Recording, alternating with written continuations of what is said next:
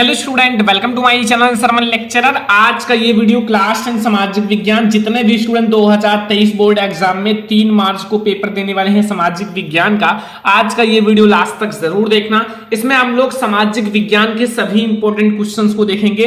अगर आपने इस वीडियो को लास्ट तक देखा तो आपका 70 नंबर पक्का हो जाएगा, क्योंकि इसमें हम लोग सामाजिक विज्ञान के सभी ऑब्जेक्टिव क्वेश्चंस देखेंगे एंड लघु उत्तरीय प्रश्न भी हैं एंड दीर्घ उत्तरीय प्रश्न भी हैं। अगर आपने ये सारा पढ़ लिया तो आपके बोर्ड एग्जाम में यही 100% ही आएंगे। ठीक है, इससे बाहर आपके बोर्ड एग्जाम में कुछ नहीं आएगा। आपको ये पढ़ के ही जाना है, 100% फिक्स है कि आएगा, क्योंकि सामाजिक विज्ञान में जो होते हैं रिपीटेड क्वेश्चन होते हैं, वही क्वेश्चन आते हैं जो बोर्ड एग्जाम के लिए वेरी इंपॉर्टेंट है।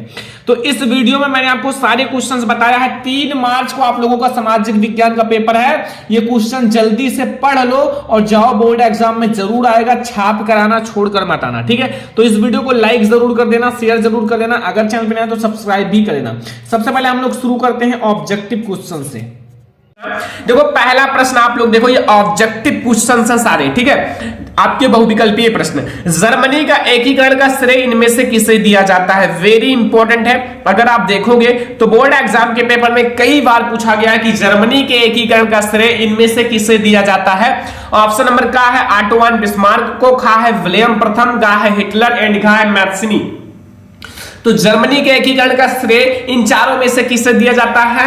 ऑटोवान बिस्मार्क को, या फिर ऑटोवान बिस्मार्क को जर्मनी के एकीकरण का जनक माना जाता है, जो कि बहुत ज्यादा इंपॉर्टेंट क्वेश्चन आपके बोर्ड एग्जाम के लिए। आपको पूरा तैयार कर लेना, जितना क्वेश्चन बताने वाला हूं सारे स्टूडेंट आप लोग शॉर्ट नोट्स बनाओ, और शॉर्ट नोट्स में जितना मैं इंपॉर्टेंट क्वेश्चन बताता हूं उन सारे क्वेश्चन को नोट करना। ठीक है, दूसरा क्वेश्चन देखो, यहां प्रश्न नंबर 2 है कि राष्ट्रवाद का प्रारंभ जिस देश से हुआ है।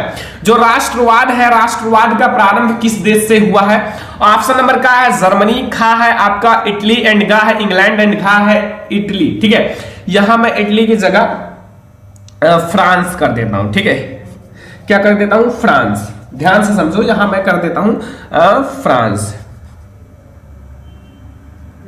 ठीक है, तो ये हमारा ऑप्शन नंबर घ जो है वो है फ्रांस। ठीक है, तो अब आप लोग बताओ कि राष्ट्रवाद का प्रारंभ जिस देश से हुआ है उस देश का क्या नाम है? तो उस देश का नाम है फ्रांस। क्या नाम है? फ्रांस। ठीक है, तो हमारा ऑप्शन नंबर घ जो है वो बिल्कुल सही है कि राष्ट्रवाद का प्रारंभ फ्रांस से हुआ है। क्वेश्चन नंबर 3 है नेपोलियन का पराजय कब हुआ? जो नेपोलियन है, नेपोलियन का पराजय कब हुआ? ऑप्शन नंबर का है 1814 में एंड खा है 1815 में, गा है 1816 में एंड 1817 में। तो बच्चा पार्टी, नेपोलियन का पराजय, जो नेपोलियन है उनका पराजय कब हुआ इन चारों में से? तो ऑप्शन नंबर हमारा खा वाला बिल्कुल सही है। 1815 में जो है ना नेपोलियन का पराजय हुआ था। जो नेपोलियन थे उनका पराजय हुआ था। ठीक है, कब हुआ था? 1815 ईस्वी में। हमारा ऑप्शन नंबर खा जो है वो बिल्कुल सही है। क्वेश्चन नंबर 4 है कि सविनय अवज्ञा आंदोलन कब चलाया गया? जो सविनय अवज्ञा आंदोलन है वो कब चलाया गया? ऑप्शन नंबर का है 1920 में, खा है 1927 में, गा है 1930 में एंड घा है 1935 में। तो सविनय अवज्ञा आंदोलन बच्चों कब चलाया गया? ठीक है, बहुत ही ज्यादा इंपॉर्टेंट क्वेश्चन है। अगर आप पेपर देने वाले हो तो इस क्वेश्चन को जरूर तैयार करके जाना है। ठीक है, तो हमारा जो सविनय अवज्ञा आंदोलन है वो 1930 में हुआ था। कब हुआ था? 1930 में चलाया गया था सविनय अवज्ञा आंदोलन। ये हमारा है क्वेश्चन नंबर 4। अब हम लोग देखेंगे क्वेश्चन नंबर 5। क्वेश्चन नंबर 5 में आप लोग समझो, लिखा हुआ है महात्मा गांधी दक्षिण अफ्रीका से वापस कब लौटे? महात्मा गांधी जी दक्षिण अफ्रीका से वापस कब लौटे? आपको इसका सही आंसर बताना है। ऑप्शन नंबर का है 1914 में, खा है 1915 में, घा है 1918 में एंड घा है 1919 में। तो महात्मा गांधी जी दक्षिण अफ्रीका से वापस कब लौटे? बहुत ज्यादा इंपॉर्टेंट क्वेश्चन है बोर्ड एग्जाम के लिए। तो महात्मा गांधी जी दक्षिण अफ्रीका से 1915 में लौटे थे। कब लौटे थे? 1915 में महात्मा गांधी जी दक्षिण अफ्रीका से वापस आए थे। ठीक है, अगला क्वेश्चन देखो, क्वेश्चन नंबर 6 है चौड़ी चौड़ा घटना कांड किस वर्ष घटित हुआ? जो चौड़ी चौड़ा घटना है वो किस वर्ष घटित हुआ, ये आप लोगों को बताना है। ऑप्शन नंबर का है 1920 में, खा है 1921 में, गा है 1922 में एंड घा है 1925 में। तो स्टूडेंट, चौड़ी चौड़ा घटना कांड कब हुआ? तो वो हमारा राइट आंसर होगा 1922 में। कब हुआ था? 1922 में जो है ना चौड़ी चौड़ा घटना कांड हुआ था। ये याद रखना। हमारा ऑप्शन नंबर गा जो है वो बिल्कुल सही है आपका। ठीक है, क्वेश्चन नंबर 6 का। तो स्टूडेंट अब हमारा है क्वेश्चन नंबर 7। क्वेश्चन नंबर 7 में क्या पूछ रहा है, ध्यान से देखो, बहुत ज्यादा इंपॉर्टेंट है बोर्ड एग्जाम के लिए। देखो इसमें पूछ रहा है कि महामंडी का प्रारंभ किस वर्ष हुआ। जो महामंडी है उसका प्रारंभ किस वर्ष हुआ। देखो महामंडी आपके बोर्ड एग्जाम के बहुत ज्यादा इंपॉर्टेंट है। महामंडी का कारण भी आपके बोर्ड एग्जाम में पूछा जाता है, मतलब बोर्ड एग्जाम के लिए मोस्ट इंपॉर्टेंट है। ऑप्शन नंबर का है 1919 में, का है 1924 में, का है 1929 में एंड का है 1934 में। तो महामंडी का प्रारंभ किस वर्ष हुआ, आई होप कि आपको पता होगा। नहीं पता है तो मैं आप लोगों को बता देता हूं, महामंडी का प्रारंभ जो है 1929 में हुआ। कब हुआ, 1929 में महामंडी का प्रारंभ हुआ था। ये हमारा है क्वेश्चन नंबर 7। अब हमारा है क्वेश्चन नंबर 8। क्वेश्चन नंबर 8 में पूछ रहा है कि संयुक्त राष्ट्र संघ का मुख्यालय कहां पर स्थित है। संयुक्त राष्ट्र संघ का मुख्यालय कहां पर स्थित है स्टूडेंट।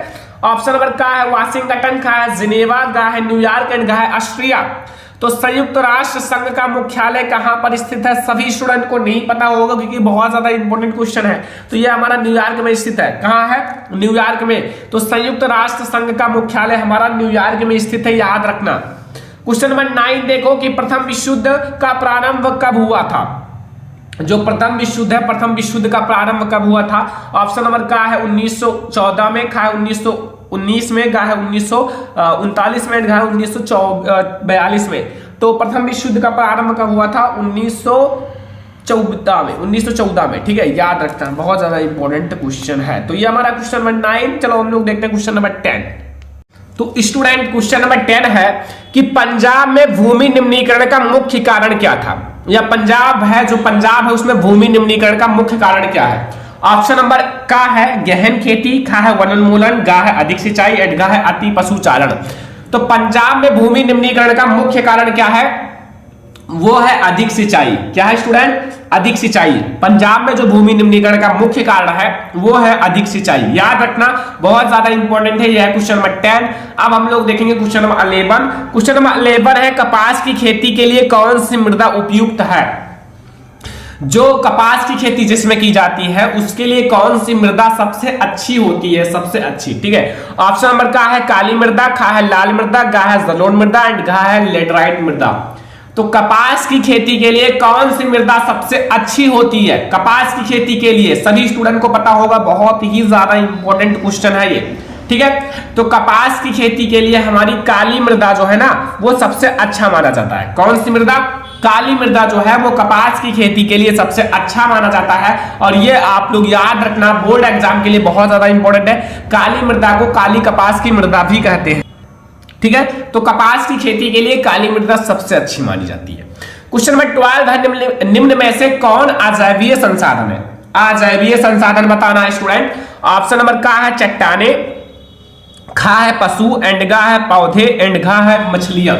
तो अजैवीय जिसमें जीव ना होते हो, ठीक है, जिसमें जीवन यापन नहीं होता, जिनकी प्राप्ति जीव मंडल से नहीं होती, वो निर्जीव होते हैं। ठीक है, तो इन चारों में से निर्जीव क्या है, पशु है या पौधे हैं या मछलियां हैं या चट्टाने हैं।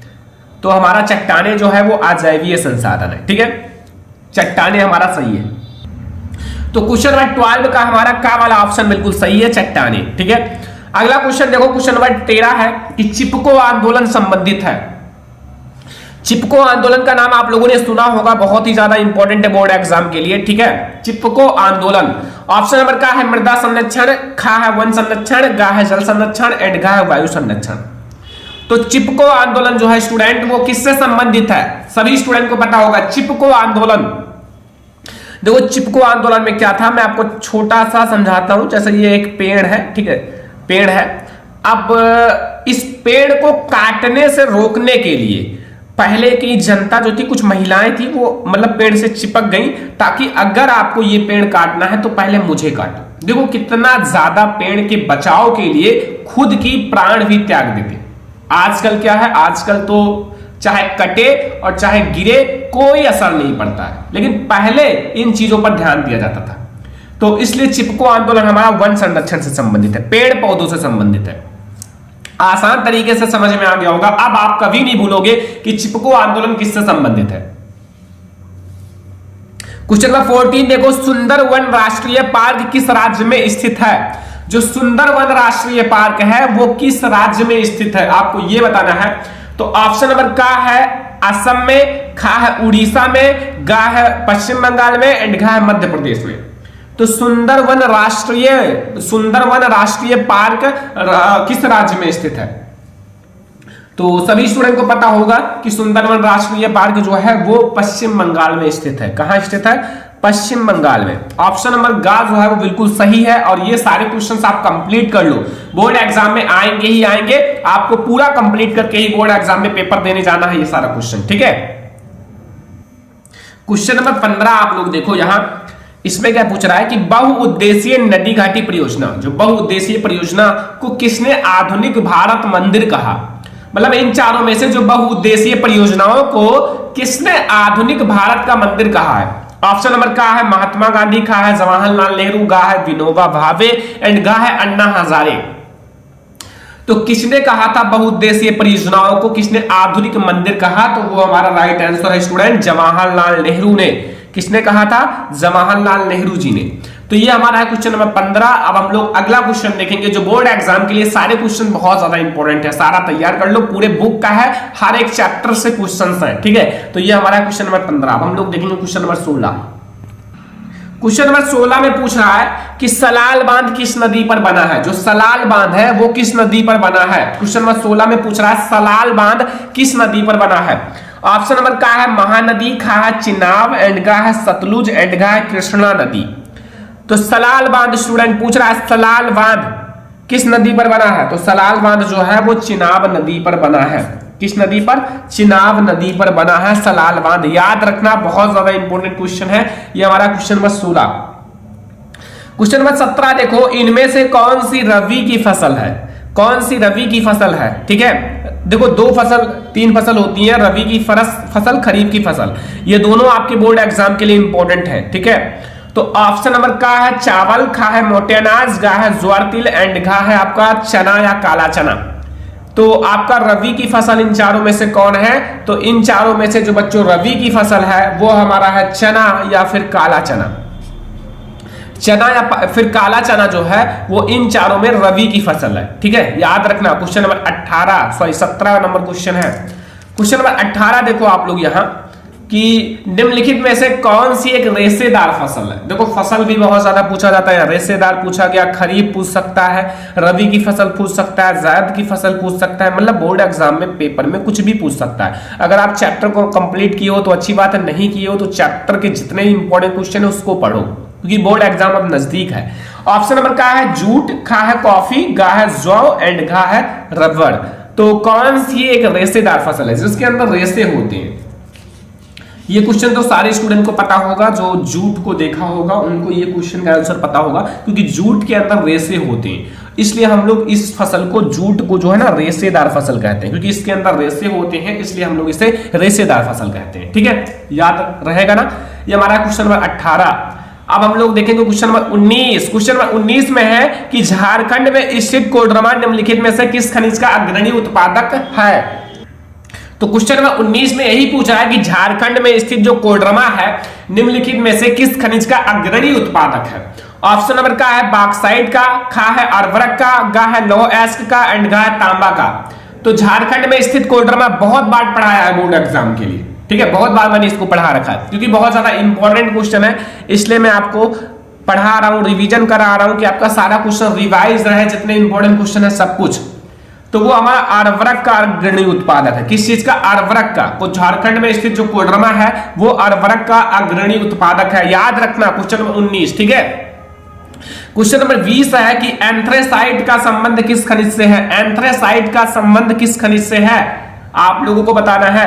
ऑप्शन नंबर का है हमारा तांबा, खा है सोना, गा है बॉक्साइट एंड घा है कोयला। तो एंथ्रेसाइट का संबंध किससे है? बहुत ज्यादा इंपॉर्टेंट क्वेश्चन है। तो एंथ्रेसाइट का संबंध हमारा कोयला से है। किससे है स्टूडेंट? कोयला से, ठीक है। ये हमारा क्वेश्चन नंबर 20 है। अब हम लोग क्वेश्चन नंबर 21 देखें। क्वेश्चन नंबर 21 देखो कि निम्न में से कौन सा परिवहन साधन भारत में प्रमुख साधन है? निम्न में से कौन सा परिवहन साधन है जो भारत में प्रमुख साधन है? अपने माइंड से बताओ कि कौन सा परिवहन साधन इन चारों में से है जो सबसे अच्छा है। अपना गेस करो, पाइपलाइन या रेल परिवहन या सड़क परिवहन या वायु परिवहन।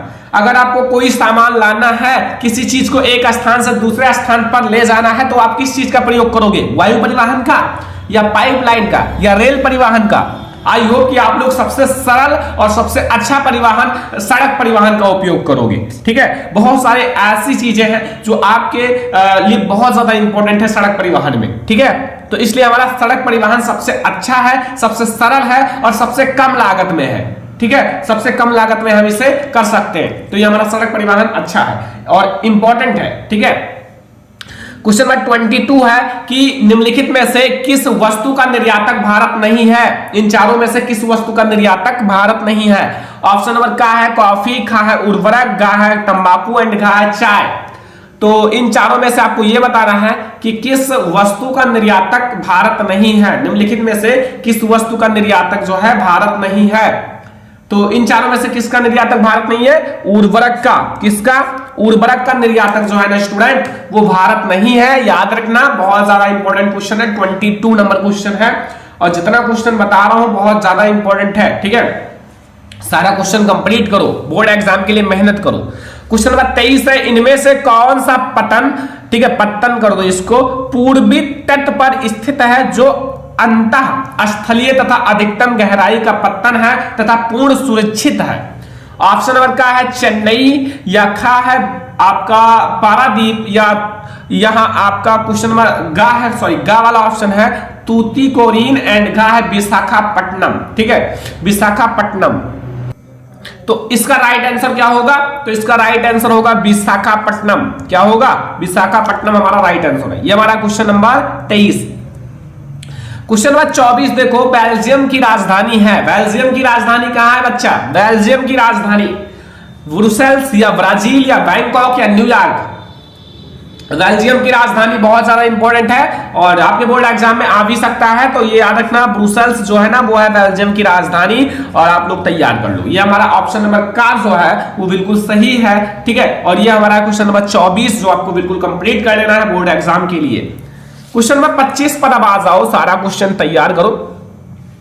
निम्नलिखित में से कौन सा संघीय राज्य नहीं है? निम्नलिखित में से कौन सा संघीय राज्य नहीं है? इन चारों में से कौन है जो संघीय राज्य नहीं है? मणिपुर है, या हिमाचल प्रदेश, या अरुणाचल प्रदेश, या फिर दिल्ली? तो कौन सा है जो संघीय राज्य नहीं है? संघीय राज्य देखो, मणिपुर एक राज्य है, हिमाचल प्रदेश भी एक राज्य है, अरुणाचल प्रदेश भी एक राज्य है, बट दिल्ली जो है ना ये एक राज्य नहीं है, ये एक सिटी है, शहर है। ठीक है, तो हमारा ये जो होगा दिल्ली जो है ना ये हमारा एक संघीय राज्य नहीं है। ठीक है, समझ में आ गया ना? क्वेश्चन नंबर 26 अब हम लोग देखेंगे कि निम्नलिखित में से कौन सा संघीय सूची का विषय है? संघीय सूची या समवर्ती सूची दोनों एक ही है। ठीक है, अगला ऑप्शन है रक्षा, या कृषि, या व्यापार, या शिक्षा। तो निम्नलिखित में से कौन सा संघीय सूची का विषय है? संघीय सूची का विषय कौन सा इन चारों में से? तो वो हमारा है रक्षा जो है ना वो संघीय सूची का विषय है, याद रखना। क्वेश्चन नंबर हमारा 26 का ऑप्शन नंबर का जो है वो बिल्कुल सही है। ठीक है, 26 नंबर क्वेश्चन का। 27 नंबर क्वेश्चन देखो कि निम्न में से किस राज्य की प्रत्यक्ष आय सर्वाधिक है? निम्न में से किस राज्य की प्रत्यक्ष आय सबसे ज्यादा माना जाता है, सबसे अधिक प्रत्यक्ष आय है? ऑप्शन नंबर का है हरियाणा का, खा है बिहार का, गा है राजस्थान एंड गा है मेघालय। तो निम्नलिखित में से किस राज्य की प्रत्यक्ष आय सबसे ज्यादा है ये आपको बताना है बच्चा। तो हमारा हरियाणा जो है ना इसमें प्रत्यक्ष आय सबसे ज्यादा, एक व्यक्तियों की प्रत्यक्ष आय सबसे ज्यादा है हरियाणा का। किसका है स्टूडेंट? हरियाणा का जो है वो सबसे ज्यादा माना जाता है और हमारा यही वाला ऑप्शन नंबर का जो है वो बिल्कुल सही है। क्वेश्चन नंबर 28 देखो कि सार्वजनिक और निजी क्षेत्रक आधार पर विभाजित है। जो सार्वजनिक क्षेत्रक है और निजी क्षेत्रक है ये किस आधार पर विभाजित है? रोजगार की शर्तें पर, या आर्थिक गतिविधि के स्वभाव पर, या उद्यमों को स्वामित्व पर, या उद्यम में नियोजित श्रमिकों की संख्या पर? तो इसमें हमारा राइट आंसर होगा स्टूडेंट उद्यमों के स्वामित्व पर। किस पर? उद्यमों के स्वामित्व पर हमारा है क्वेश्चन नंबर 28 का ऑप्शन नंबर गा जो है बिल्कुल सही है और आप लोग बिल्कुल तैयार करो बोर्ड एग्जाम के लिए। ठीक है, अब हम लोग देखेंगे क्वेश्चन नंबर 29। तो हमारा क्वेश्चन नंबर 29 है कि विश्व व्यापार संगठन की स्थापना कब हुई? विश्व व्यापार संगठन की स्थापना कब हुई? ऑप्शन नंबर का है 1 जनवरी 1993 में, खा है 1 जनवरी 1995 में, एंड गा है 1 जनवरी 1990 में, एंड गा है 1 जनवरी 1985 में। अब इसमें तो सारा एक ही जैसा दिख रहा है, कोई किसी से कम नहीं है, सारा ऑप्शन तो लग रहा है एक जैसा, केवल थोड़ा थोड़ा चेंजेस किया गया है, ठीक है। तो इसमें हमारा जो राइट आंसर होगा, थोड़ा सा ध्यान से याद करना क्योंकि इसमें गलती कर सकते हो। तो हमारा 1 जनवरी 1995 जो है वो बिल्कुल सही है, 1995। कौन सा है? 1995, याद रखना, बहुत ज्यादा इंपॉर्टेंट क्वेश्चन है। 30 नंबर क्वेश्चन है कि भारत में उपभोक्ता संरक्षण अधिनियम कब पारित किया गया? भारत में जो उपभोक्ता संरक्षण अधिनियम है वो कब पारित किया गया? ऑप्शन नंबर का है 1982 में, खा 1984 में, गा है 1985 में, एंड गा है 1986 में। तो भारत में जो उपभोक्ता संरक्षण अधिनियम है वो 1986 में पारित किया गया। कब पारित किया गया? 1986 में पारित किया गया, ठीक है, ठीक है। जर्मनी है, जर्मनी एकीकरण की प्रक्रिया का संक्षेप में पता लगाइए। मतलब जो जर्मनी का एकीकरण हुआ था उसके बारे में आप लोगों को अच्छे से बताना है। जो जो आपको पता है, चैप्टर में जितना पढ़ा है जर्मनी के एकीकरण के बारे में वो आप लोगों को बताना है, ठीक है। तो ये बहुत ज्यादा इंपॉर्टेंट है। और एक क्वेश्चन इसी से रिलेटेड छोटे क्वेश्चन में आता है कि जर्मनी का एकीकरण कब हुआ, ठीक है। जर्मनी के एकीकरण में महत्वपूर्ण भूमिका किसका था? तो इसी में आपका इसी क्वेश्चन में वो सारी चीजें आ जाएंगी, ठीक है। तो ये बहुत ज्यादा इंपॉर्टेंट होता है इन सारे क्वेश्चंस को पढ़ना, और बोर्ड एग्जाम में ये 4 या फिर 7 मार्क्स का आता है। तो देखो, राष्ट्रवादी भावनाएं, जो राष्ट्रवादी भावनाएं होती हैं वो मध्यवर्गीय, जो मध्य वर्ग के लोग थे, ठीक है, जर्मन में काफी ज्यादा व्याप्त थी। मतलब एक राष्ट्रवादी भावना है जो मध्यवर्गीय जर्मन में काफी ज्यादा व्याप्त थी। उन्होंने 1848 की बात है, 1848 में जर्मन महासंघ के विभिन्न इलाकों को जोड़कर एक निर्वाचित संसद द्वारा शासित राष्ट्र राज्य बनाने का प्रयास किया, ठीक है। वो भी एक काम करना चाहे, वो क्या है कि एक क्या बनाना चाहे? संसद, ठीक है। यानी कि 1848 की बात है में जब महासंघ के विभिन्न इलाकों को जोड़कर एक निर्वाचित संसद द्वारा शासित राष्ट्र राज्य बनाने का प्रयास किया था, ठीक है।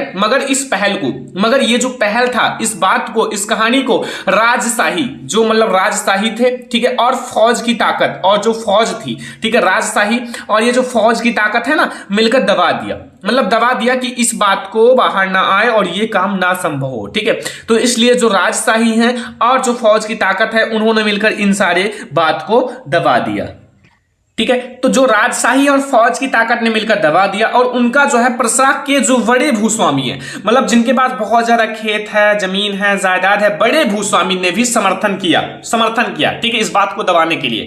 उसके बाद, ठीक है, प्रशा ने राष्ट्रीय एकीकरण के आंदोलन का नेतृत्व संभाल लिया। उसके बाद जो प्रशा ने राष्ट्रीय एकीकरण का आंदोलन का जो है नेतृत्व संभाल लिया, ठीक है। उसके बाद जो मुख्यमंत्री है ना, मतलब उसके मुख्यमंत्री, जो इसका मुख्यमंत्री है इस एकीकरण का, वो है ऑटो बिस्मार्क, जो इस प्रक्रिया का जनक है। चाहे आप उससे मुख्यमंत्री कहो या फिर जर्मनी के एकीकरण का जनक कहो, ठीक है। जिसने प्रशा की जो सेना है और नौकरशाही की मदद ली, जो प्रशा की सेना है और उनकी जो नौकरशाही है उनकी मदद ली। और 7 वर्ष के दौरान, 7 वर्ष के बाद ऑस्ट्रिया, डेनमार्क और फ्रांस, 3 देश, ऑस्ट्रिया, डेनमार्क और फ्रांस से 3 युद्धों में प्रशा की जीत हुई। मतलब तीनों युद्धों में किसकी जीत हुई?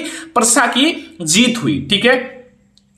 और एकीकरण की प्रक्रिया पूरी हुई, और जो जर्मनी का एकीकरण हो रहा था वो प्रक्रिया भी पूरी हो गई। और राजा विलियम प्रथम है को जर्मनी का सम्राट घोषित किया गया। प्रथम सम्राट राजा विलियम प्रथम को ही घोषित किया गया। ये भी क्वेश्चन बोर्ड एग्जाम में ऑब्जेक्टिव में आता है। तो इस तरह जो 1871 में जर्मनी का एकीकरण हुआ। अब ये क्वेश्चन बहुत बार आया कि जर्मनी का एकीकरण कब हुआ, ठीक है, और किसको पहला राजा घोषित किया गया? राजा विलियम प्रथम। और जर्मनी के एकीकरण का जनक कौन है? Auto Bismarck. ये ऑब्जेक्टिव क्वेश्चन बोर्ड एग्जाम में आते हैं, ठीक है। तो ये भी आपका कंप्लीट हो गया, यहां से कुछ ऑब्जेक्टिव्स भी, और आपका जर्मनी का एकीकरण पूरा कंप्लीट हो गया। कोई आपको प्रॉब्लम नहीं होगा, बहुत ज्यादा इंपॉर्टेंट है इसलिए मैंने आप लोगों को पढ़ा दिया, ठीक है। अब एक काम आप लोगों को करना है कि इटली का एकीकरण का संक्षेप में आप लोगों को याद करना है। इसको आप लोग कहीं से भी, बुक से भी, गाइड से ही, कहीं से भी आप ढूंढकर इसका आंसर आप लोग लिखो अपने तरफ से। HW है, ठीक है, इतना तो करना पड़ेगा। बोर्ड एग्जाम में अच्छे मार्क्स लाना है तो आपको भी मेहनत करना है, और हम तो मेहनत कर ही रहे हैं, ठीक है। तो इटली का एकीकरण आप लोग याद कर लेना। यहां से आपका 2 क्वेश्चन इंपॉर्टेंट कंप्लीट हो जाएगा, जर्मनी का एकीकरण, इटली का एकीकरण, ठीक है। और ऑब्जेक्टिव क्वेश्चन आप लोग देख लेना जो मैंने बना रखा है, ठीक है। तो ये हमारा हो गया 2 क्वेश्चन। एक है जर्मनी का एकीकरण जो मैंने आपको अच्छे से बता दिया, और इटली का एकीकरण आप लोगों को तैयार करना है, ठीक है।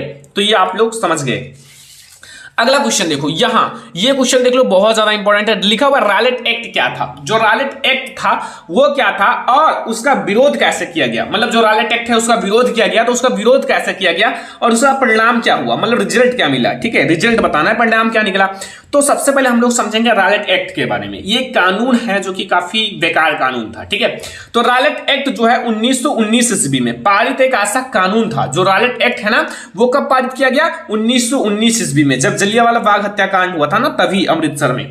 ठीक है, तो इसी का विरोध कर रहे थे सारे लोग। ठीक है, तो रॉलेट एक्ट जो है 1919 ईस्वी में पारित एक ऐसा कानून था जिसमें भारतीयों पर, जो भारतीय लोग थे, जो भारत के लोग थे, ठीक है, पर किसी तरह के मुकदमे को चलाए बिना, मतलब किसी भी तरह के मुकदमे को चलाए बिना शंका के आधार पर गिरफ्तार कर 2 साल के लिए जेल में बंद किया जा सकता था। ये देखो कितना गंदा कानून था कि मतलब शंका के आधार पर, अगर इस भारतीय पर शंका है तो उन्हें गिरफ्तार कर लिया जाता था और 2 साल के लिए जेल में बंद कर दिया जाता था। ना कोई मुकदमा ना कुछ, केवल शंका के आधार पर गिरफ्तार कर लिया जाता था। ये था भारतीयों के लिए कानून। ठीक है, जब अपना देश गुलाम था तब की ये बात है। तो ये है हमारा रॉलेट एक्ट की डिफिनीशन और क्या होता है ये। ठीक है, अब परिणाम क्या है देखो, अंग्रेजों ने जो राष्ट्रवादी भावनाएं, जो राष्ट्रवादियों पर, ठीक है, दमन शुरू करने के साथ मार्शल लॉ कानून कर दिया। ठीक है, तो अंग्रेज जो थे, अंग्रेजों ने राष्ट्रवादियों पर, जो राष्ट्रवादी लोग थे, पर दमन शुरू करने के साथ साथ मार्शल लॉ कानून भी लगा दिया, जो कि अच्छा कानून नहीं था। और 13 अप्रैल को जलियांवाला बाग हत्याकांड हुआ। अब इसका परिणाम क्या निकला, इसका परिणाम निकला कि 13 अप्रैल को क्या हुआ, जलियांवाला बाग हत्याकांड हुआ, जो कि बहुत खतरनाक कांड था। बहुत सारे लोग उसमें मारे गए, बहुत सारे लोग घायल हो गए। ठीक है, बहुत सारे सेना मारी गई, तो बहुत खतरनाक ये था। विरोध क्या है, विरोध में आप लोग लिख सकते हो कि मतलब इसका विरोध करने के लिए विभिन्न शहरों में रैली जुलूसों का आयोजन किया गया। मतलब जो विभिन्न शहर थे वहां रैली निकाला गया, जुलूसों का आयोजन किया गया। ठीक है, एंड कई शहरों में दुकानदार ने दुकान को बंद करके अपना विरोध जताया। मतलब कई ऐसे शहर थे जहां जो दुकानदार थे उन्होंने दुकान बंद करके अपना विरोध जताया कि इस कानून को बंद करना चाहिए, ये कानून अच्छा नहीं है। तो ये है विरोध, ये है परिणाम, ये है रॉलेट एक्ट। तो ये क्वेश्चन आप लोगों को समझ में आ गया कि रॉलेट एक्ट क्या है, उसका विरोध कैसा किया गया और इसका परिणाम क्या निकला। ये क्वेश्चन बहुत ज्यादा इंपॉर्टेंट है, इसलिए मैंने आप लोगों को बता दिया, लिख भी दिया कि इंपॉर्टेंट है। तो आप लोग रिपीट कर लेना, नोट कर लेना, याद कर लेना। ठीक है, एक टॉपर बनना है तो नोट्स बनाओ, एक अच्छा सा नोट्स बनाओ, क्योंकि नोट्स के बिना आप अभी याद हो जाएगा, लेकिन बोर्ड एग्जाम जब नजदीक आएगा तो आप रिवीजन नहीं कर पाओगे। एक शॉर्ट नोट्स बनाओ जहां सारा इंपॉर्टेंट क्वेश्चन लिख लिख कर आप बोर्ड एग्जाम जब आए तो उसको आप याद करो। ठीक है, पढ़ लो एक बार। देखो क्वेश्चन नंबर 3 में मैं आपको एक बहुत ज्यादा इंपॉर्टेंट क्वेश्चन बता रहा हूं, एनसीईआरटी का मोस्ट इंपॉर्टेंट क्वेश्चन है। ठीक है, लिखा हुआ है सत्याग्रह के विचार का क्या मतलब है। सत्याग्रह का मतलब क्या है, सत्याग्रह। ठीक है, सत्याग्रह का मतलब है, सत्य का मतलब होता है सत्य, और यहां आग्रह हो जाता है सत्य की तरफ आग्रह होना। गांधी जी की यही कहना है कि सत्य की तरफ आग्रह होना। मान लो अगर कोई चीज है, कोई आंदोलन है, कोई आक्रमण है, कोई झगड़ा है, उसको अगर सत्य के द्वारा खत्म कर दिया जाए, कोई झगड़ा अगर हो रहा है तो उसको अगर सत्य के द्वारा खत्म कर दिया जाए तो अच्छा है। उसको झगड़े करने से अच्छा नहीं है कि उसमें मारपीट हो सब कुछ, ये अच्छा नहीं है। यही कहना था सत्याग्रह विचार में। ठीक है, तो देखो सत्याग्रह के विचार का मूल आधार क्या है, सत्य की शक्ति पर आग्रह तथा सत्य की खोज करना है। ठीक है, जो सत्य है, सत्य में दम है। ठीक है, अगर आप सच्चे हो, सच्चाई पर चलते हो तो आप एक ना एक दिन जरूर सफल होगे। तो वही कहा गया है कि सत्याग्रह के विचारों का मतलब का आधार है, मूल आधार है सत्य की शक्ति, यानी कि सत्य की शक्ति पर या फिर सत्य की तरफ आग्रह की खोज करना। ठीक है, गांधी जी के इसके प्रबल समर्थक थे। गांधी जी इसके प्रबल समर्थक थे कि सत्य की तरफ सबको अग्रसर होना चाहिए। ठीक है, उन्होंने इसकी व्याख्या इस प्रकार से की है, उन्होंने इसकी व्याख्या किस प्रकार से की है वो मैं आप लोगों को बता देता हूं। ठीक है, मैं आपको 3 पॉइंट में समझाऊंगा, तीनों पॉइंट में आप समझ जाना। ठीक है, ज्यादा पॉइंट नहीं ले रहा हूं कि आप लोगों को दिक्कत हो, ऐसा नहीं होगा। ठीक है, पहला, अगर आपका उद्देश्य सच्चा है, अगर आपके मतलब उद्देश्य सच्चा है, अगर आप मेहनत कर रहे हो तो आप लाइफ में सक्सेस होंगे। ध्यान से समझना, कुछ लोग दिखावे के लिए मेहनत करते हैं और कुछ लोग जी जान लगाकर मेहनत करते हैं। तो वो अगर आप अच्छे से, आपका उद्देश्य सच्चा है, आप अच्छे से मेहनत कर रहे हो, तो ऐसा कोई भी नहीं लिखा है कि आप सक्सेस नहीं होंगे, सक्सेस होंगे। तो वही चीज है कि अगर आपका उद्देश्य सच्चा है, यदि आपका संघर्ष अन्याय के खिलाफ है, अगर आपका संघर्ष किसके, अन्याय के खिलाफ है, ठीक है, आप न्याय की तरफ जा रहे हो, तो उत्पीड़न से मुकाबला करने के लिए उसको किसी शारीरिक बल की आवश्यकता नहीं है। अगर आप सच्चे हो तो आपको कोई शारीरिक बल की आवश्यकता नहीं है कि आपको झगड़ा करना पड़े, शारीरिक बल होना चाहिए, ये सब कोई आवश्यकता नहीं है। अगर आप सच्चे हो तो आपकी जीत होगी, ठीक है। एंड दूसरा पॉइंट है कि प्रतिशोध की भावना या आक्रामकता का सहारा लिए बिना सत्याग्रही केवल अहिंसा के सहारे भी संघर्ष में सफल हो जाते हैं। प्रतिशोध की भावना, जलन या फिर आक्रामकता या फिर झगड़ा करना, आक्रमण करना का सहारा लिए बिना, आप इन सब का सहारा लिए बिना आप सत्य के बल पर, सत्य की अहिंसा के बल पर आप संघर्ष में सफल हो सकते हो, आप सफल होंगे, ठीक है। ये है सत्य की शक्ति। तीसरा पॉइंट है इस संघर्ष में अंततः सत्य की ही जीत होती है। इस संघर्ष में अंततः सत्य की ही जीत होती है और गांधी जी का अटूट विश्वास था कि अहिंसा का धर्म सभी भारतीयों को एकता के सूत्र में बांध सकता है। अहिंसा का धर्म ऐसा है जो सभी भारतीयों को एक सूत्र में बांध सकता है। यह है आपका सत्य की शक्ति, यानी कि सत्याग्रह का मतलब। ये 3 पॉइंट आप लिख देना, बोर्ड एग्जाम में आपका एग्जामिनर एक भी नंबर नहीं काटेगा। अगर आप सही से लिख रहे हो तो भले ही छोटा लिख रहे हो, एग्जामिनर को समझ में आए तो वही एग्जामिनर सोचता है कि ऐसा ही होना चाहिए, ठीक है। तो ऐसा लिखो कि एग्जामिनर के दिल को छू जाए। तो ये हमारा है सत्याग्रह का मतलब। अगला क्वेश्चन देखो, जैव और अजैव संसाधन क्या होते हैं? जैव और अजैव संसाधन क्या होते हैं? एक बहुत ज्यादा इंपॉर्टेंट एंड इजी सा क्वेश्चन। अगर आपको नहीं समझ में आ रहा तो अभी आपको चुटकियों में समझ में आ जाएगा, ठीक है। जैव का मतलब होता है जिसमें जीवन यापन होता है, जिसमें जीव होते हैं। अजैव का मतलब होता है जो निर्जीव होते हैं, जिसमें जीव नहीं होता है, वो होता है जैव और अजैव संसाधन। अब तो आप खुद से लिख सकते हो, कुछ उदाहरण के द्वारा मैं आपको समझाऊंगा। सबसे पहले मैं आपको जैव के बारे में समझा देता हूं, जैव संसाधन के बारे में। वे संसाधन जिनकी प्राप्ति जीवमंडल से होती है। जीवमंडल से अगर जिसकी प्राप्ति होगी तो उसमें जीवन व्याप्त होगा, उसमें जीवन यापन होगा, ठीक है। तो मतलब जीवमंडल से होती है और जिसमें जीवन व्याप्त होता है, जिसमें जीवन व्याप्त होता है वो जैव संसाधन कहलाता है, ठीक है। अब जैव संसाधन का आप लोग एग्जाम्पल क्या लिखोगे? अपने खुद माइंड से सोचो कि जैव संसाधन का एग्जाम्पल हम लोग क्या लिख सकते हैं। इतना तो आप लोग सोच सकते हो, क्योंकि इतना आप लोगों की सोचने की शक्ति है। नहीं सोच सकते हो, आप लोगों को पता है, मुझे पता है कि आप जीनियस स्टूडेंट हो, सब कुछ पता है क्योंकि आप हमारे स्टूडेंट हो, तो ये सब पता है। बट मैं आपको बता देता हूं, जैसे मनुष्य है, मनुष्य की प्राप्ति कहां से हुई है? जीवमंडल से हुई है। तो बच्चों मनुष्य में लिख देता हूं, मैं आपको बहुत अच्छे से समझाऊंगा। देखो, मनुष्य की प्राप्ति जीवमंडल से होती है, इनके अंदर जीवन व्याप्त होता है, पाचन श्वसन उत्सर्जन सब कुछ करते हैं, ठीक है। तो मनुष्य हो गया, मैं छोटा छोटा ले रहा हूं। और वनस्पति जगत देखो, भले ही इसमें मतलब आपका इनकी भी प्राप्ति कहां से हुई है? वनस्पति जगत की प्राप्ति कहां से हुई है? जीवमंडल से हुई है। तो ये भी हमारा क्या है? जैव संसाधन है।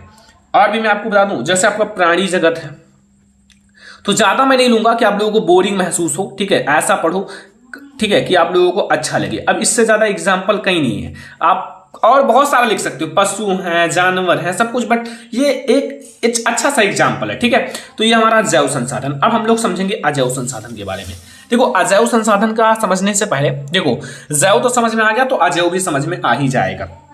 अजैव संसाधन वे सारे संसाधन जो निर्जीव वस्तुओं से बने होते हैं। वे सारे संसाधन जो निर्जीव वस्तुओं से बने होते हैं अजैव संसाधन कहलाते हैं, ठीक है। 2 बार मैंने लिख दिया, अजैव संसाधन कहलाते हैं। चलो एक ही बार रहने दो, अजैव संसाधन कहलाता है, ठीक है।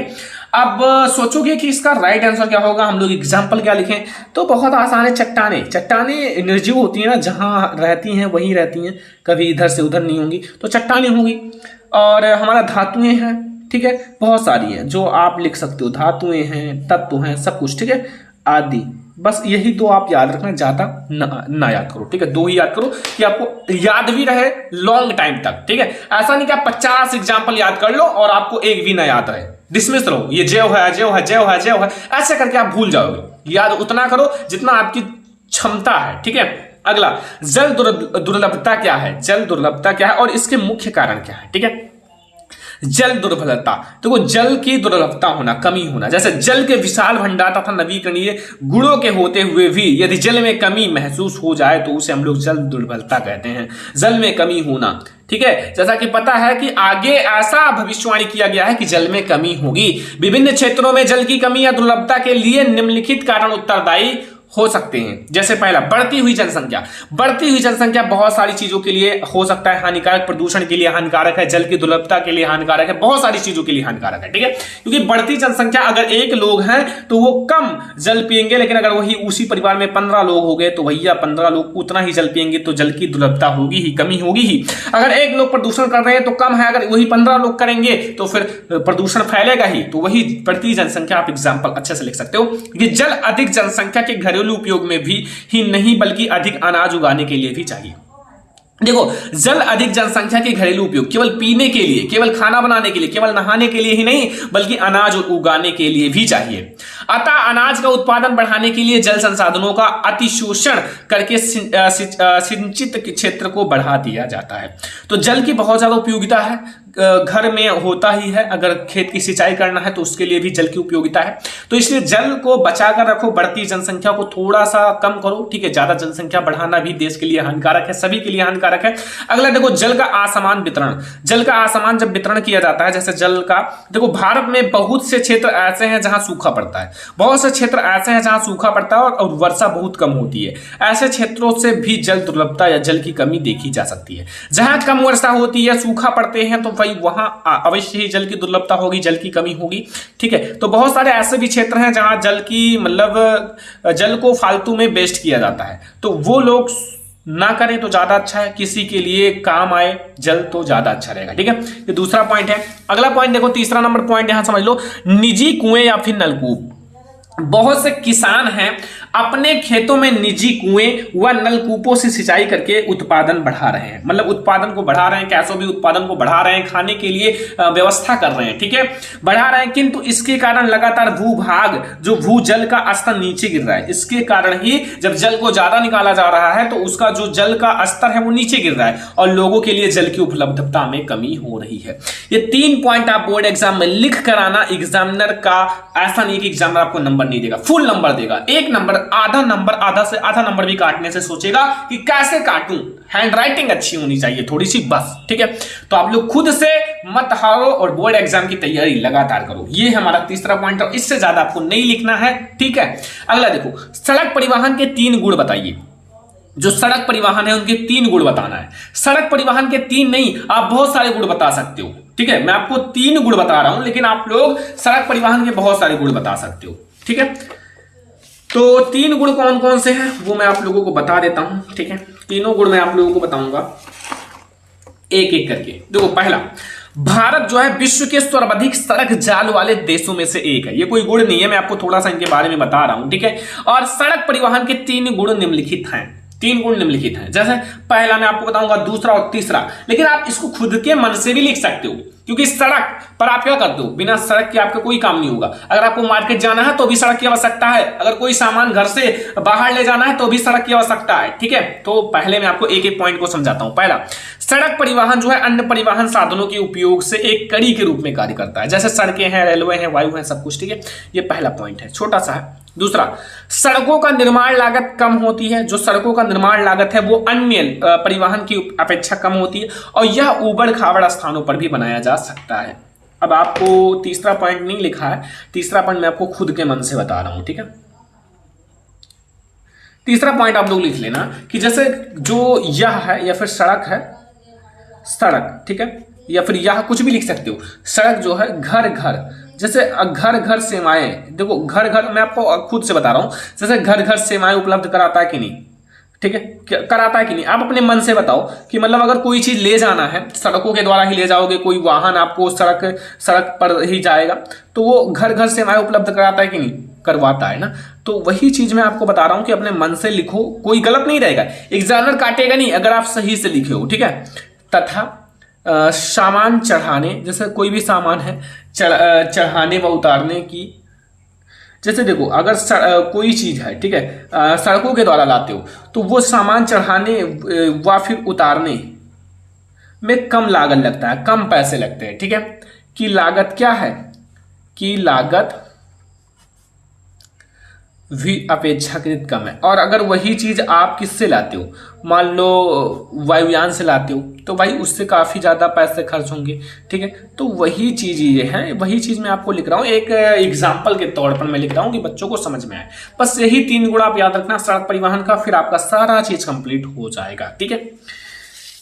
अगला क्वेश्चन देखो, ये बहुत ज्यादा इंपॉर्टेंट है, अलग अलग पूछा जाता है। मैं एक में लिख लिया हूं, लेकिन अलग अलग बोर्ड एग्जाम में पूछा जाता है कि खुली बेरोजगारी या प्रच्छन्न बेरोजगारी से आप क्या समझते हो। प्रच्छन्न बेरोजगारी को गुप्त बेरोजगारी भी कहा जाता है, ठीक है। ये अलग अलग पूछ लेता है, आप लोग एक साथ में आपको बता रहा हूं। देखो, खुली बेरोजगारी सबसे पहले हम देखेंगे। देखो, बेरोजगारी का मतलब बेरोजगार होना, ठीक है, कि उनके पास कोई रोजगार नहीं है, वो मतलब रोजगार के लिए इधर उधर भटक रहे हैं, ठीक है। तो खुली बेरोजगारी का मतलब है कि वह परिस्थिति जिसमें किसी भी देश, कोई भी देश है, किसी भी देश में श्रम शक्ति तो अधिक है, मतलब श्रम शक्ति का मतलब है काम करने वाले लोग अधिक हैं किंतु औद्योगिक ढांचा छोटा है। क्योंकि जो उनका औद्योगिक ढांचा है वो छोटा है, मतलब देश क्या है, छोटा सा है, लेकिन इसमें काम करने वाले बहुत सारे लोग हैं। तो फिर क्या होगा कि श्रम को काम नहीं मिलेगा और वो काम करने योग्य हैं, उनके पास इतनी शक्ति है कि वो बड़े बड़े बोझा को उठा सकते हैं, बड़े बड़े काम कर सकते हैं, पर वह सारी श्रम शक्ति को नहीं खपा कर पाता, खत्म कर पाती है। खपा का मतलब होता है खत्म करना, ठीक है, नहीं खपा कर पाता। अर्थात श्रमिक जो है काम करना चाहता है किंतु उसे काम नहीं मिलता। देखो श्रमिक काम करने के लिए इच्छुक है, काम करना चाहता है, लेकिन उसे काम नहीं मिलता और यह बेरोजगारी भारत के अधिकतर औद्योगिक क्षेत्र में पाई जाती है और यही बेरोजगारी भारत के बहुत सारे क्षेत्र में पाई जाती है। ये खुली बेरोजगारी जो दिखाई देती है कि इतने सारे लोग बेरोजगार टहल रहे हैं, इनके पास कोई काम नहीं है, मिल ही नहीं रहा है, काम वो करने के लिए इच्छुक हैं बट उनके पास कोई काम मिल ही नहीं रहा है क्योंकि उनका औद्योगिक ढांचा छोटा है। जो सिलेक्ट हैं वो सिलेक्ट हैं, जो नहीं सिलेक्ट हो रहे हैं उनको बाहर कर देते हैं, ठीक है। अब गुप्त बेरोजगारी देखो, ये भी एक बेरोजगारी ही, बेरोजगार हैं बट वो लग रहा है कि काम कर रहे हैं। जैसे वह परिस्थिति, जैसे बहुत सारे स्टूडेंट ऐसे होते हैं ना कि किताब खोलकर बैठ जाएंगे, लग रहा है पढ़ रहे हैं, लेकिन वो पढ़ नहीं रहे, वो बेरोजगार हैं, उनका पढ़ने की इच्छा नहीं है, लेकिन किताब खोलकर बैठे, लगता है 10-10 घंटे पढ़ते ही रहते हैं और अंदर क्या करेंगे, दिमाग में कुछ दूसरा चल रहा है। वही चीज है गुप्त बेरोजगारी। जैसे देखो वह परिस्थिति जिसमें व्यक्ति काम में लगे हुए हैं, दिखाई दे रहे हैं किंतु वास्तव में वो बेरोजगार हैं। जैसे भूमि के किसी टुकड़े पर 8 लोग काम कर रहे हैं, मतलब एक छोटा सा टुकड़ा है उस पर 8 लोग काम कर रहे हैं किंतु वास्तव में उत्पादन उतना ही हो रहा है जितना 5 लोगों के काम करने से होता है। मतलब उत्पादन उतना ही हो रहा है जितना 5 लोगों के काम करने से होता है। ये काम 5 लोग भी कर सकते हैं, मतलब 3 लोग फालतू भिड़े हुए हैं, वो बेरोजगार हैं, ठीक है। तो लोगों के काम करने से होता है, ये हमारा प्रश्न या गुप्त बेरोजगारी कहलाता है। ये दिखाई नहीं देता बट बेरोजगार होते हैं, ठीक है। तो आज हमने वो क्वेश्चंस देखे जो बोर्ड एग्जाम के लिए सबसे ज्यादा इंपॉर्टेंट है। आई होप कि आपको ये वीडियो बहुत ज्यादा पसंद आया होगा। और भी क्वेश्चंस हम लोग अगले वीडियो में देखेंगे। थोड़ा थोड़ा पढ़ो, अच्छे से पढ़ो, ठीक है। ये हमारा सोशल साइंस का बहुत ज्यादा इंपॉर्टेंट वीडियो। आई होप कि आपको बहुत ज्यादा पसंद आया होगा। पसंद आया हो जम के लाइक कर दो, शेयर कर दो, अगर चैनल बना तो सब्सक्राइब कर देना, एक शेयर अपने फ्रेंड्स के साथ जरूर करना ताकि वो भी वीडियो देख सकें, ठीक है। ऐसे करके हम लोग हर एक स्टूडेंट से कनेक्ट हो जाएंगे। तो चलो चैनल को सब्सक्राइब कर लो। चलो फिर मिलता है नेक्स्ट इंपॉर्टेंट वीडियो में, तब तक के लिए धन्यवाद।